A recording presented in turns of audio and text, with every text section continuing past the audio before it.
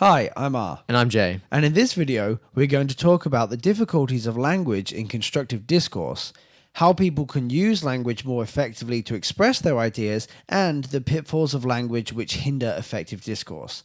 Let's get to it.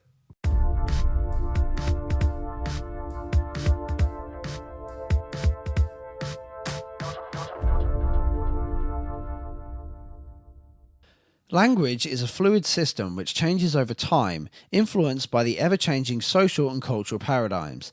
This means that the definition of a word has no fixed state. When a word is used in a context or meaning outside of its original intention, and this new meaning is widely accepted, then the official definition of the word will change to meet the new definition accepted by the social majority. An example of this is the word naughty, which used to mean that a person had literally naught or nothing. Eventually, this word was used to describe someone who was misbehaving, bad, or immoral. What this means is that the dictionary is simply an attempt to describe common usage of words as they are accepted by society.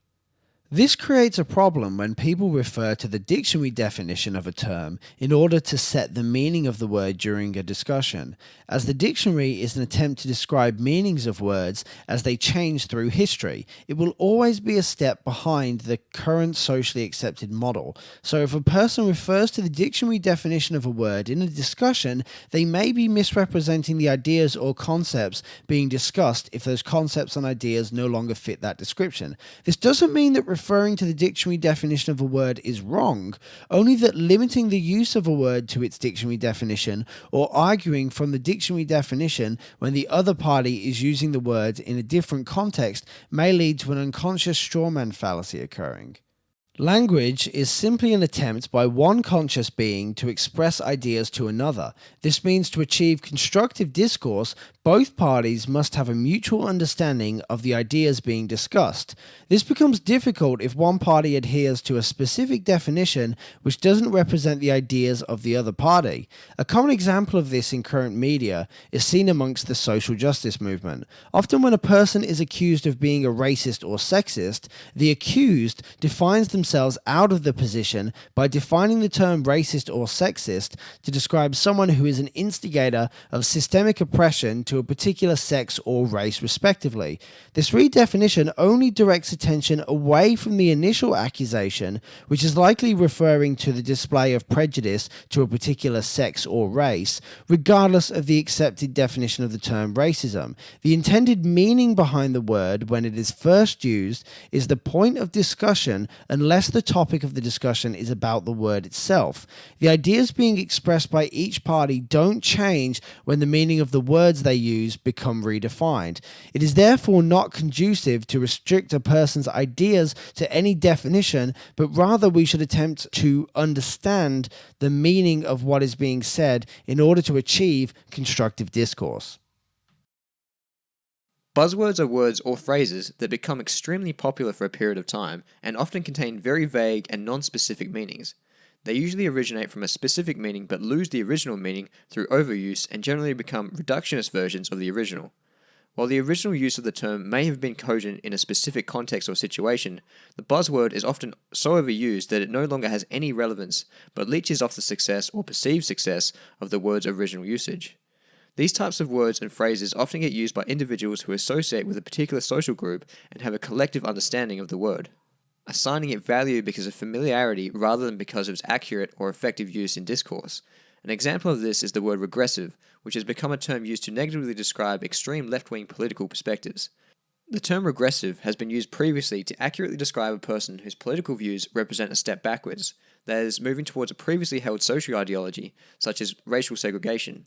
However, since the term has been used frequently by popular media characters, it has since picked up traction and become a term used to describe anyone whose political views align even slightly with the so-called regressive left.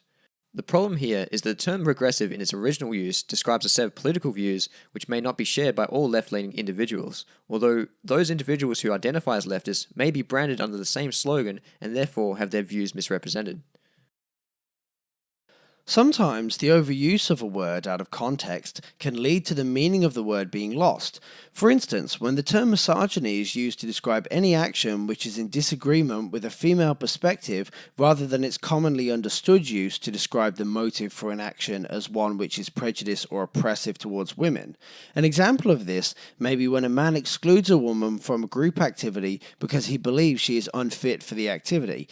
It is considered misogyny if the reasoning for this belief stems from a prejudice towards women. However, there may be many different motives for the man in this scenario. The action alone is not considered misogynistic, but many people will describe it as such without considering the motive due to the inflation of the word's use outside of the correct context. This problem is similar to the issue of definitions, however, it often occurs as a much more subtle difference in meaning and may also represent an inflation of the overarching concept behind the word to include things that may not be inherent in the literal meaning, such as the term misogyny being expanded to include the result of actions rather than just the motives of those actions. The issue this creates in constructive discourse is a decreased recognition of the word when it is used. The overuse of the word out of context leads people to no longer register the word with the same impact it may have previously had, because now no one can be clear of its intended meanings. Some ideas or concepts are not easily explained within language.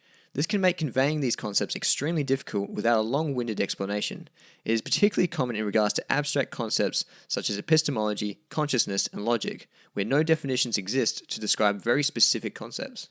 When trying to convey ideas, humans tend to use tools such as analogies or metaphors to appeal to a mutual understanding and point of reference which links the idea to a relatable experience.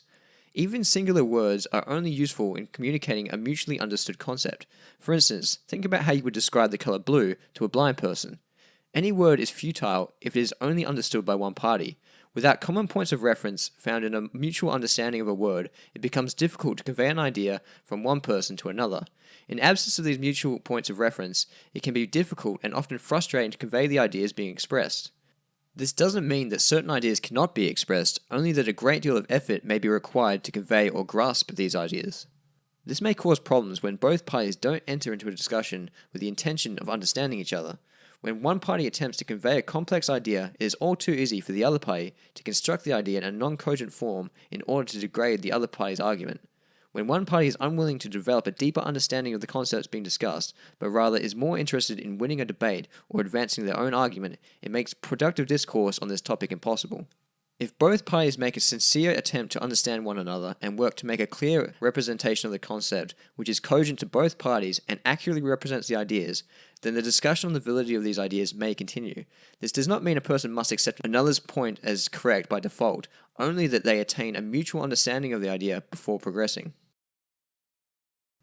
What all of these issues come down to is that to achieve constructive discourse, a person must be aware of these pitfalls in language and work consciously and with the utmost honesty to understand the other party's position before engaging in debate.